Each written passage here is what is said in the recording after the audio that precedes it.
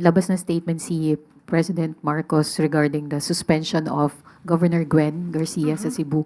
How should we interpret the President's position on the suspension of Governor Gwen, considering po na she is a close ally of the administration and also the leader of the very powerful One Cebu Party?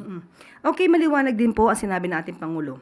Dapat pong paigtingin ang rule of law. Patibayin ang due process. Wala dapat umaabuso sa anumang kapangyarihan, maging sino ka man.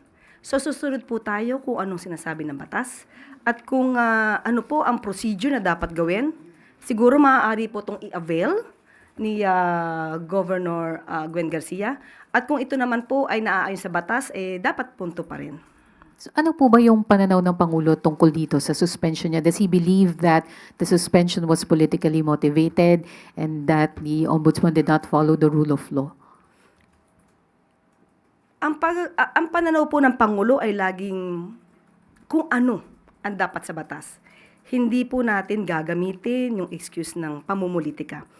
Maaari siguro na may mga issues patungkol sa pamumulitika, but still ang Pangulo, ang gusto lamang po niya ay masunod kung ano sinasabi ng batas.